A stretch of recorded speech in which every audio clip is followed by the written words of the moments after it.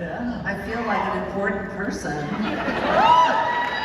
Well, you absolutely are, and the two of you together, I know I speak for everyone out here when we say, we love this. We love this. 33 years since Thelma and Louise, and it just feels right that you are back in Utah, where more than 50% of the movie was shot near Moab. We feel like this is our movie. Was it as hot and dusty as it looked while shooting outside of Moab?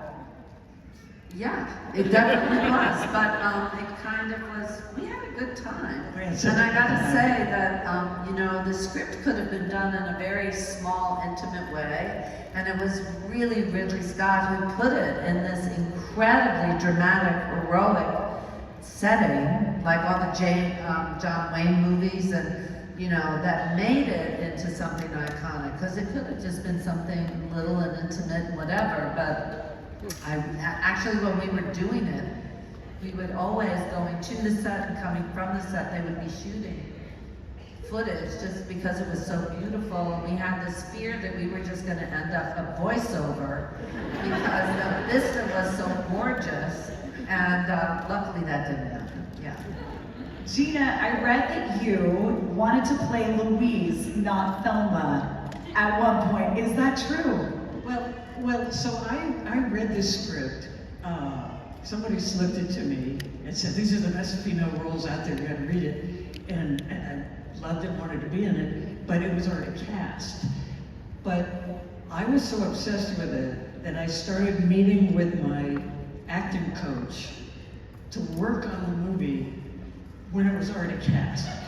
So, I don't know what I was thinking, but I did. But That's called manifestation. yes, yeah. And then, weren't there like 3 sets of Thelma Louise before it was this? Or Definitely didn't come to me first. You know. Or me. Yeah, so my coach thought, I think you're, you know, old enough now that you should play the more mature, you know, you play some kind of youthful characters, you play the more mature character. And so we worked on that part. But then I ruined it. and then you ruined it. No, Ridley finally decided, there were 3 directors that he went through and didn't work out, and he decided he was going to direct it himself. So then he said, yeah, I will be able to next. He's been very persistent. And so I'm pitching him for why I have to be in this movie and I have to play Louise. And I'm going on and on, and he says, I see. So in other words, you wouldn't play Thelma. And there was a slight pause before I said, you know what's so interesting, Ridley, is as I've been talking, I've been listening to myself, and it just doesn't sound right. So I realized I actually must play Thelma. And then I just made shit up about why I actually and thank God Susan was Louise. Yeah. And I was like, when I met her, I was like, what was I thinking that I could play Louise? Okay, should we talk about babyface Brad Pitt already? I heard George Clooney auditioned for that part. Was that true? Well, so there were 4 finalists. How do you know all that? Well, I was there. Ridley had me read with the 4 finalists for the part of JD, and one came in and read handsome, brunette, you know, whatever. Another one, equally good. I'm like, I have no opinion about it. And then the 4th one was Brad Pitt, and I was like.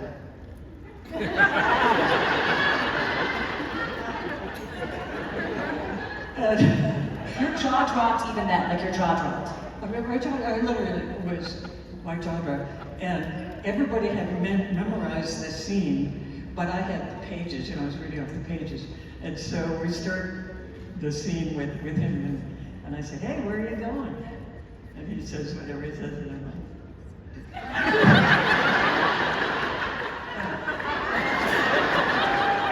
do you need a ride?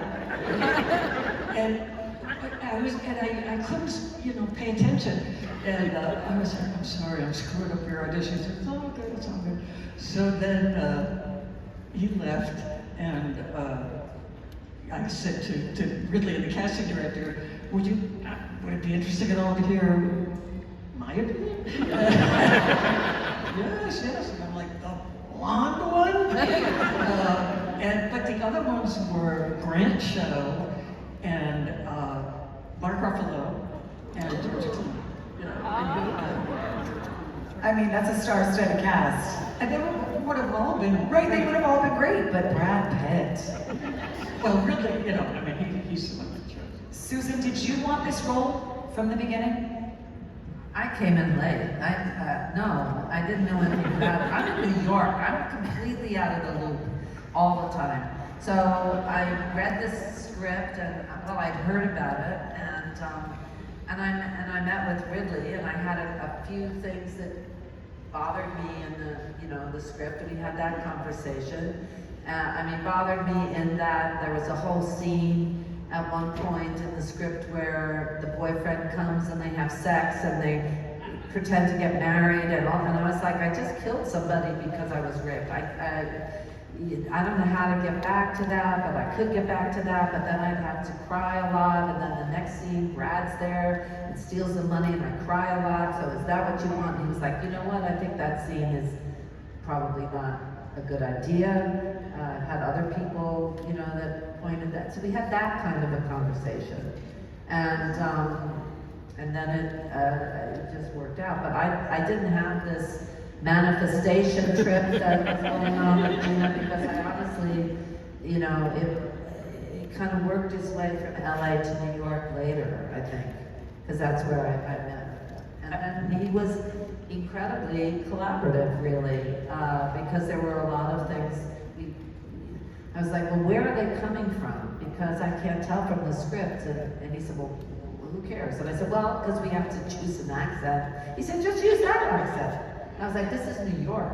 This isn't anywhere near the South. So can we figure that, stuff like that as an actor you care about. But Ridley is such a visual genius, really, that kind of stuff didn't really, wasn't important to him. So we kind of talked about that stuff and moved some dialogue around and did some other things. And he was very collaborative, which was not his reputation. Especially he had so many great ideas. He really brought so much.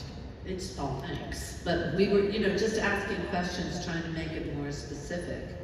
We started finding things that we had to decide, like how long are they on the road to make jumping off a cliff sound like a good idea? What happens at that point? How tired are they? How much? Well, you got to go to bed, but I didn't. But since I was driving, I had to be the one. So speaking of that ending, Yeah. did you like that when you read the script? I know they fought for the ending, right? The screenwriter did. Was it supposed to go another way? I just said to him, listen, am I gonna really die? Because I don't wanna have this tested and then the next thing you know, we're in Club Med or something. I need to hit, and really at that time said, I know you will die. I'm not sure if you push her out of the car at the end. And by the time we got to the end, which was the very last day of shooting, we kind of had earned the right to go over the cliff together. And then there was a lot of dialogue at the end, which was like too much for them to be talking In the about. script, right. In the script, that we moved to a chase sequence, because at that point, we all really felt that we would be like finishing each other's sentences. And then I said to Geena and to Ridley, how do you feel about me kissing you? And we had one take, because it was by that time magic hour and the sun was going down and they'd spent all day on the helicopter and the police and Harvey. And so we really had to do it. That wasn't scripted. That kiss wasn't scripted. No. And that was one take, that kiss. That was it. Yeah, Ridley, unlike almost anybody else I've worked with, shot close-ups at the same time. So it was the same take, and they had two cameras cameras going, and that was it, that one take. Yeah, it was amazing. And it was like, and then the sun goes down, and I looked at her, and I was like, oh, that's the end of this experience, you know, working with Susan and everything, and oh, it was very emotional. Perfect, and then we didn't die, so it was great. If you had shut me out of the car, I would have run and jumped off. No, I wouldn't. I know we have a line of people waiting to ask a question. Let's bring the first one to the microphone. Is there any way to turn the lights up in the audience so we So you can can see see people? everybody? Yeah, can we do that? I would love that. Okay, go right ahead. Hi, I'm Crystal, and I just want to say thank you for coming. It's really an honor to have both of you here in Salt Lake, so thank you. And You're so welcome. work and all that you have done in your careers and continuing to do. I want to say Elmo and Louise maybe don't live, but they live in our hearts. And so thank you for all of the work you do and the topics you touch. What are you most proud of that you have worked on in your body of works? Proud of? Nobody's ever asked me that before. Which one did you like the most? People say, and I always say this, but I think this movie for me, yeah, definitely. I mean, aside from my kids, which really... I thought she was limiting it to Don't copy me. my kids.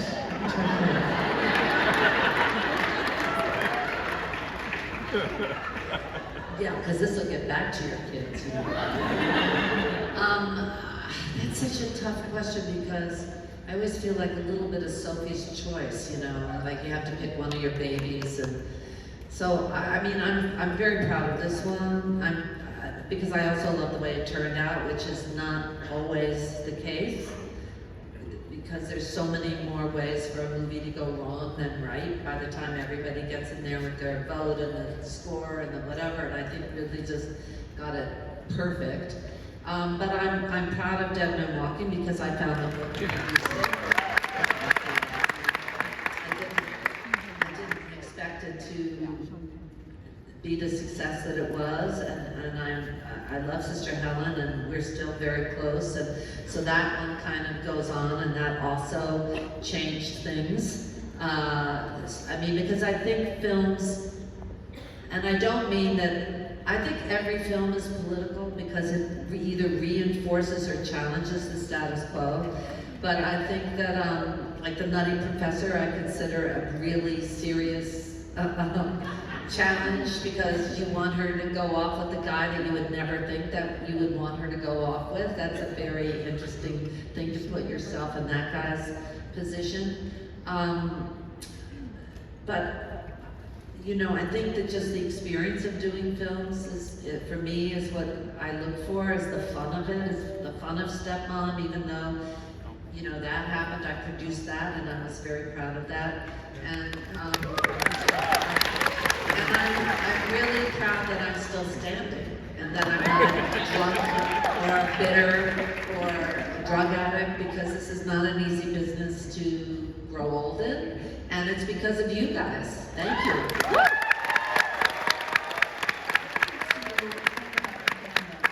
Follow 33 years later, Thelma and Louise, and why do you think it still resonates decades later? Well, you know, it really holds up. Every like 5 years or so, there's an anniversary, and we end up watching it again, and we're like, damn, that holds up. But it's still true. You know, I mean, one thing, it's still true. I remember very much how when it came out, all the press was saying this will change everything. There's going to be so many more movies starring women, female buddy pictures, female road pictures, and just wait. And I was thinking, hot dog, we changed everything. And yeah, we didn't. It didn't. It didn't change everything. So, you know, we still have so many of the same problems. Things are incrementally better. I got some fan mail, especially from kind of the heart of the United States, the heartland, and saying that the Rocky Horror Show woke me up, and after Thelma and Louise, I left town. So, I don't know what that inspired people to do, but I'm all for being I think films that encourage you to be the protagonist in your own life are really wonderful to be able to get out there. And for me, every film that I've ever made is some kind of a love story. I just think that is the most brave thing you can do, is to be intimate with another person. And I don't mean even sexually intimate, but just to open yourself up to the possibility, to keep your heart open. I think I love to just encourage people to do that, which I know is so difficult, especially these days. But so I think that some of these films that we've done, you know, have had that element of encouraging people to be the protagonist in their own life. And you know, there's nothing more satisfying. You know, one of the reasons I love doing the Comic-Con thing is because you get to talk to people and you hear how your work impacted their lives. Sometimes, you know, oh, my mom and I watch Little Women every Christmas, or, you know, Thelma and Louise, or the Rocky Horror Show, or some of the oddest ones. You know, I had somebody come to me the other day who recited an entire scene from James and the Giant Peach. And I was like, wow, that's so great. Or even films, there's one where Elle Fanning is transitioning that Harvey Weinstein completely screwed up. And I didn't even know that anybody saw it because he didn't want to release it. And then somebody today handed me a DVD of that film, and I never even knew that it was out there. So, you know, more power to the power of imagination and film and projection and everything. Hi, I'm Kristen. My question is for Geena. My favorite movie is A League of Their Own. So amazing. Yes. My question is, what did it feel like to be among so many amazing female characters? Yeah, it was amazing, and we all bonded tremendously. We still consider ourselves a team. We're going to some event next month or something where all of the Peaches are going to some signing thing. I think it's Chicago. But it was spectacular. But I tell you something interesting. While we were shooting, a lot of press came to interview us, and while we were shooting, and every single interviewer said, well, first they would say, is this a feminist movie? Like, as if I'm saying something really naughty, and I would go, yeah, it is. Well, of course, women are doing something meant to be, yeah. But then they would say, so it's all women in the cast. I suppose there's lots of cat fighting, and women too. And I was like, shut up. No, we don't. Women bond when they work together. You know, we're doing a fantastic we were very bonded. In a sea of testosterone, and so we were definitely bonded. Exactly. Cigar smoking, wild men. Yes, and every couple of days, Susan would say something like, see how much fun it is to work with women? And I'd be like, yes! It was. Okay, you've been excited. It's your turn. Jump in there. Yeah, I'm excited. What's up? Okay. So sometimes when you're working on a film, you don't look at it and say this will be iconic. You don't think it's going to go anywhere. What is the little engine that when you were making it, you didn't expect to become this big, glorious thing that still chases you to this day? What do you mean by chases us? I am going to go to your booth today and freak out about James and the Giant Peach. So like, something that keeps showing up, that when you are making it, you never expect it to be that film. Well, this one. Right? Never did we thought I thought we were making like a cowboy movie with trucks, you know, and cars, and driving a lot and having a good time and working with another woman. But Dead Man Walking, we expected to go straight to video, and it made over $100 million. I mean, that's a hard watch. I don't think I ever go in expecting anything to be successful, but just try to get whatever I can out of it while making it. And that's kind of my philosophy that I figured out pretty quickly, because you just, you know, sometimes they don't even spend the money to put it. I have had a number of films that just, especially if it doesn't cost a lot to make it, then they don't want to invest in it. And that's why sometimes festivals are really great, because when the audience has a reaction to something, then the studio goes, oh, maybe we'll hold on to that. Let's invest a little bit more, you know, because it's so much easier to say no, so much safer to say no than it is to support something, you know. Absolutely, we had no clue. We were stunned. A week after it came out, you know, it kind of exploded in the press, and a week later we were on the cover of Time magazine. We're like, who thought this was gonna happen? It was really something. Go right ahead. Hi, I'm Heather, and this is for Susan. How did you like working with Melissa McCarthy when you guest starred on Mike and Molly? Great. It was, I did 2 episodes and she directed one of them. The second one, I think it was the one that she directed. And I think we'd already done Tammy in between the 2. I can't remember now exactly. But she's just a you know, genius comedian. And I have to say that after Thelma and Louise, one of the few things that really seemed optimistic about women in film was the emergence of all of these great comedy writers and actors. When Bridesmaids came out and everything, there started to be a lot of women who had power derived from Melissa and Tina Fey and Amy Poehler and all of those people who started to make some really fun movies. But I had a great time. I love her very much. She's a great gal, as is her husband who directed Tammy. But she was fabulous when we were doing, I really had fun doing that. What comedy makes you laugh? What do you watch when you want to laugh? Oh, now I went blank. Do you know? Bridesmaids was Right. huge. Yeah, I have to watch that over and over again. But I think I like a lot of dark stuff. Makes me laugh. Edgy, kind of weird stuff also makes me laugh. You know, yeah. I'm completely, I'll think of it when you ask the next question. Okay, then we ask the next question. All right, go ahead. Hi, my name is Tracy, and first of all, your movie was an inspiration, I believe, because women like me hadn't seen anything like that before. So I think that's why we all grasp onto it. It's something just totally different in its time. So my question to you is, you kind of touched on it. I wanted to ask about your bond, so then I'll go a little further on that. Do you guys have the kind of bond where you would drive off a cliff together if needed? She's my ride or die. No questions. Well, we're on different coasts, right?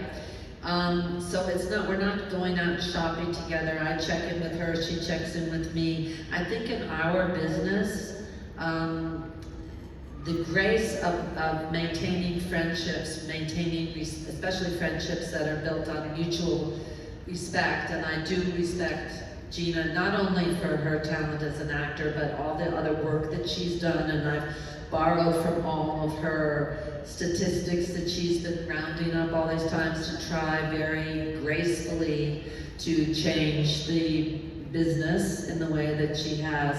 I think that you can maintain connections even when you're not seeing somebody all the time. So I think that's kind of, you know, the kind of friendship that we have, and that's built on mutual respect. And, you know, I consider Thelma and Louise definitely one of the most important films that I've, you know, had a part of, because a lot of what it has done socially, and it seems to, like we said, hold up.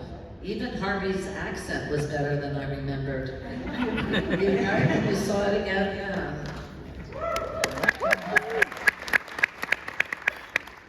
Great, so my question is for Geena, and I was wondering, in A League of Their Own, did you do the scene where you did the splits and catch the ball, and how much baseball did you do yourself, or how much was the stunt double? Absolutely, I did a split. But if you're ever watch it again. So I go down to the split, catch the ball, and then I suck my legs back together and stand up. I didn't do that. I went down to the split and I was like, are we cut? Okay, help me up. And there was a stand up, because you're gonna have insane muscles to just, do that. So I didn't do that, it's from the back. I did most of my stuff. In fact, there was a stunt where I catch the ball behind my back, and the stunt girl was having trouble with it. And I said, hey, I want to try. I have an idea that I could do it. So they were dropping the ball, off a big high ladder, of course. And I figured if I let the ball come right at my head, and I move my head, then it'll go in the glove. So that's what I did. I let it almost come into my head.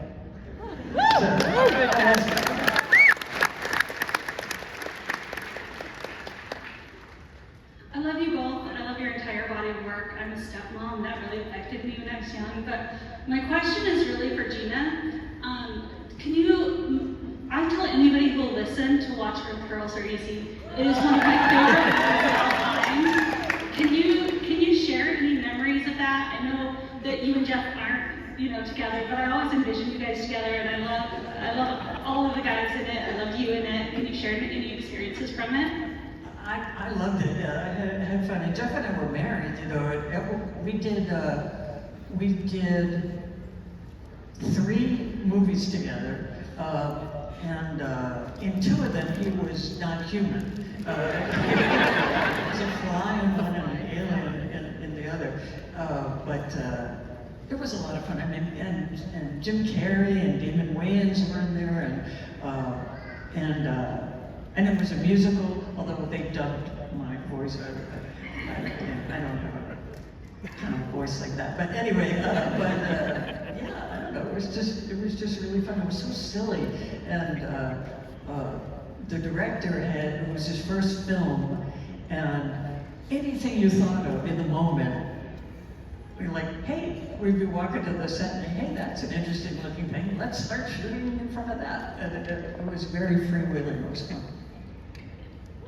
Go ahead with your question, sir. Yeah, first of all, thank you both very much for coming to our Fanx. So welcome both of you.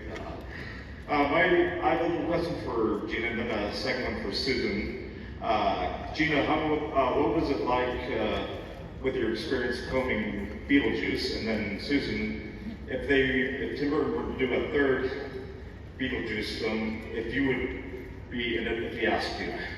I love Tim Burton. I think that he's just wild, and yeah, I would do anything. There's, trying to find a director that actually has a vision is harder than you might think. And one of the reasons I always ask somebody when I'm approached about a project is, why do you want to do this? And it's surprising how many people don't have an answer. So Tim Burton is one of those guys who's really an auteur, right? In the pure sense. So of course I would love to work with him. Yeah, I mean, I read the script and fell in love with it, and then I got to meet with Tim Burton about it, and I said, listen, I get this movie, I get it. I really understand this movie. And he told me later that he cast me because he felt like he didn't get it. And he thought it would be convenient to have somebody on the set who could explain to him what the movie was about.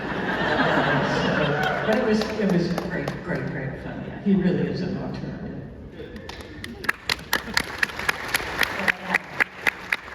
Well, I grew up watching Little Women of the League of Their Own, and I feel like both of those films were really foundational for my feminist journey. Sorry.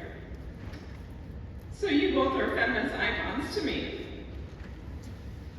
And I'm wondering if you have feminist icons that you look up to.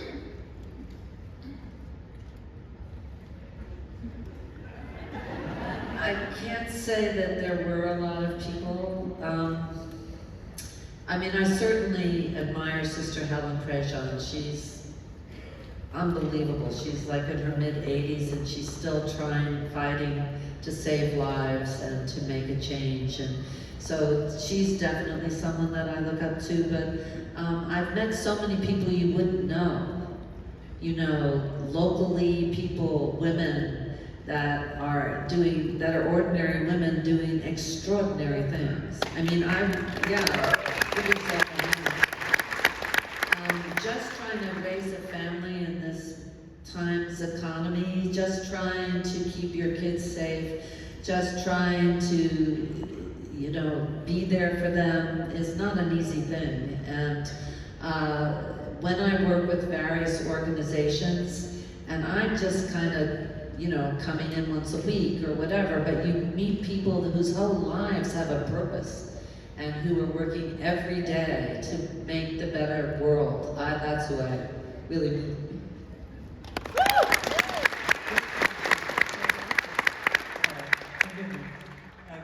I embarrass Susan sometimes, but Susan changed my life more than any other human being in my entire life. And the reason was, for some reason, I had never met or spent extended time with a woman who says what she thinks without putting qualifiers in front of it, basically. I mean, everything I ever said was, this is probably a stupid idea, and I don't know, you probably won't like this, but what are you thinking for possibly? And from the day I met Susan, we were meeting with Ridley Scott about the script, and Susan would say, I don't think we need this line, why don't we cut that line? And I was like, what? And I looked at Ridley like did you say, how dare you say that? But he reacted completely normal. And it's complete, you know, it was just so foreign to me to be somebody who could say what they think. So one day, we were coming back out from lunch, and Ridley caught up to me and said, Geena, this afternoon we're doing a scene where you guys are driving along, and you're just feeling so great, or you're feeling so free. What would you think about if you sat up on the back of your seat as you're driving along, and you're like, woohoo, and you take off your t-shirt?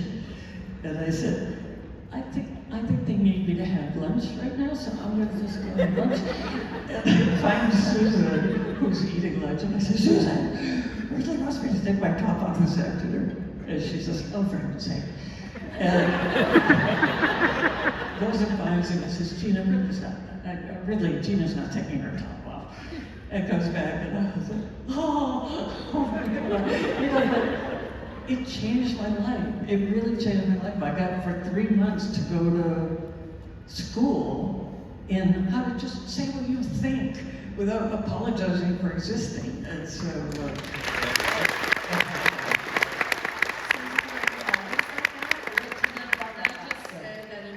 the script, she did get an Academy Award, so it wasn't like I messed it up. And I just got that.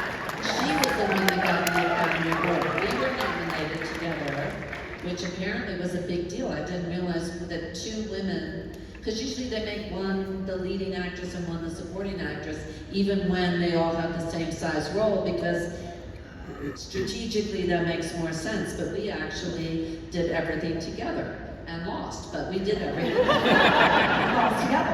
Have you always had this ability to just speak your mind with no apologies? No. I was always asking questions. I'm a lapsed Catholic, and I remember being thrown out of, 2nd grade because the nun was explaining to me that you only were really married if you were married in the Catholic Church.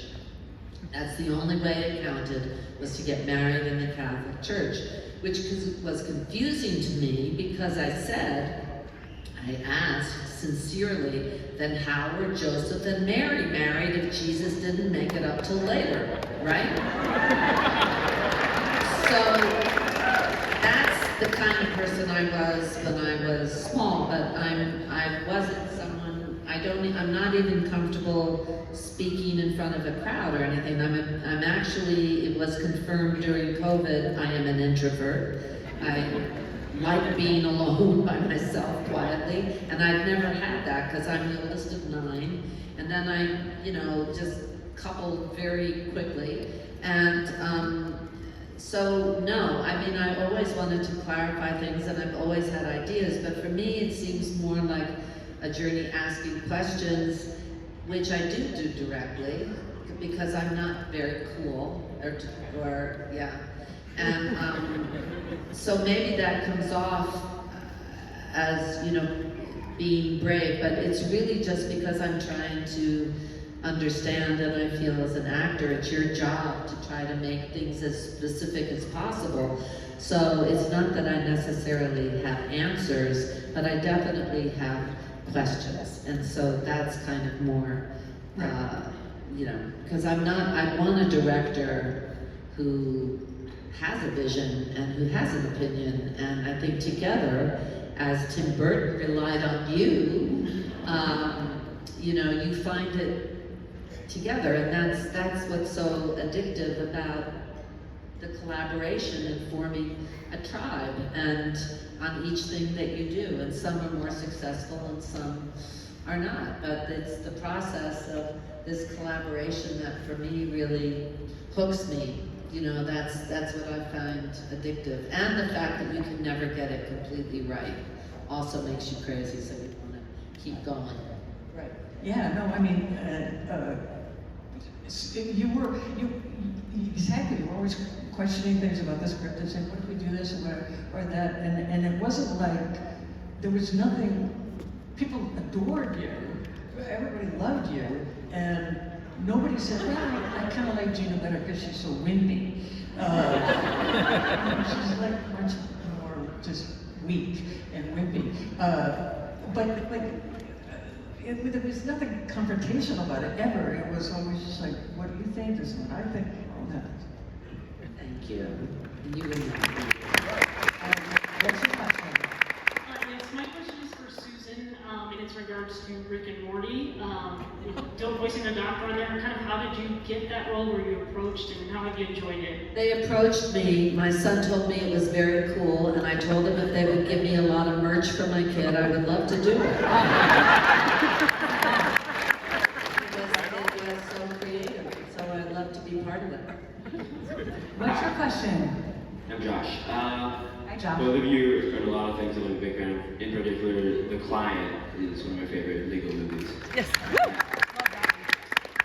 There's a lot of talk about Ridley Scott and Tim Burton. I want to know, who is, for the both of you, who is your favorite director that you worked with? Well, I've worked with a lot of incredible people, of course, but my very first experience working on a movie was with Sidney Pollack, who's like one of the greats of all time, and that like was such an extraordinary experience to be treated. I didn't know what it was going to be like, you know. I didn't know. There was Tootsie, Tootsie was my first movie, and I was really worried that I've never been on a set. Maybe people are going to yell at me. They go, "Why don't you know what to do?" or whatever. And he was so accepting and respectful. He loves actors. He's an actor himself, of course, and it was just magical to come on as such a new, inexperienced person and be treated like a peer. When I was mostly in my underwear in that movie, yet I was treated like a peer. So that was for me. I don't know, you know, because there have been some films that I've worked on that have been very difficult for one reason or another, but that I still felt that the exchange really made my mind larger, and that I found empathy in a different way, and so I value those experiences, but sometimes they were frustrating, so I don't know if I want to have lunch with some of those people. They're not, no, they're my favorite people, but I felt that I hate to use the word journey we were on, but the journey we were on was a really enriching experience. So I think there's some people that I would like to hang out with, and other people that I really respect the difficulty of the fun of the exploration. And yeah. It's so true, The Bachelor ruined that word. Journey. There are actors too that I really, when they start to talk about acting, it for me feels a little bit like explaining a joke. You know, by the end it's not funny. And, you know what I mean? And so when people start to get into craft, I start to cringe a little, but maybe that's because I never took acting, so I don't have any craft. So I don't know, maybe that's just my problem. Okay, we have 45 seconds, time for one more question. I'm so glad I made it. I am wondering what your favorite scene is from your quirky movies. I want to know what your favorite scene is, Geena from Beetlejuice, and your favorite scene, Sarah from Rocky IV. Susan, sorry, oh my gosh. I know.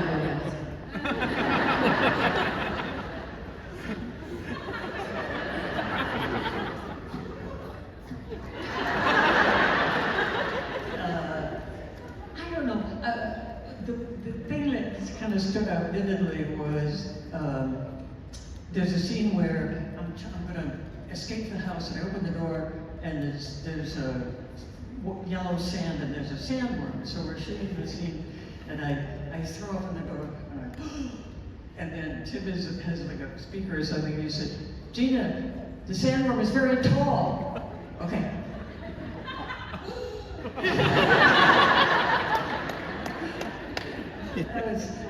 I've had a lot of experience acting with things that aren't there, like Stuart Little and stuff, so I kind of enjoy that.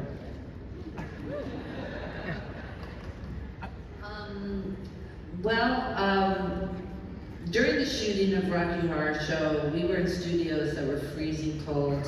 I was in my underwear, and then I was wet. So I got pneumonia, and I worked half the shoot with pneumonia. And so I won't talk about that part because that was not comfortable. They did put something up to heat me to heat all of us went into, which was this just kind of screens with a heater in it, and then that caught on fire. So that went. So this was a very low budget film, you might be getting that impression. But I think, I love Peter, who is the Rocky, was very, very shy. And I recently saw him again after 1 billion years, and he is painfully shy. And when we did Touch It, Touch It, Touch Me, I think I set it back, I don't know how many years. That was, you know, he wasn't singing because he wasn't a singer, he wasn't an actor. At that point in London, there was nobody that had a gym. So there were no people they couldn't find guys that had muscles in London. These are all the behind the scenes, you're getting special info now. And they found him, and he wasn't an actor, he wasn't a singer, he was traumatized.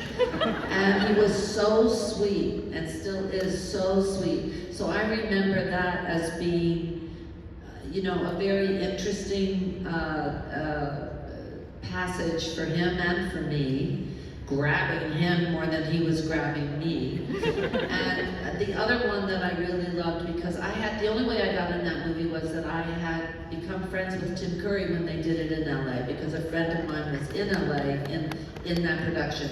And I went by to say hi, this is a long answer, sorry. I went by to say hi, and they said, "Oh my God, why don't you read for this?" And I was like, "Because I can't sing." And they said, "Well, I'll do it." Anyway, cut to, I do it. And the scene where Tim comes down in the elevator on stage was one of the most dramatic to this day theatrical moments I've ever seen on stage.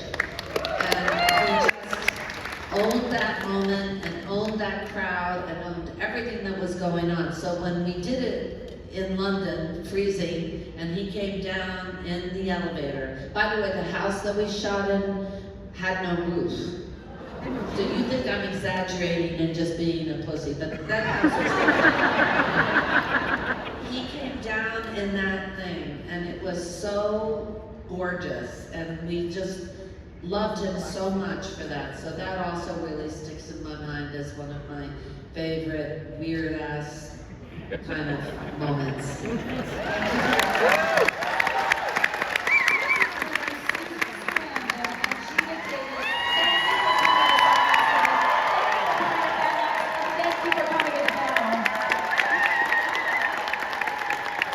You guys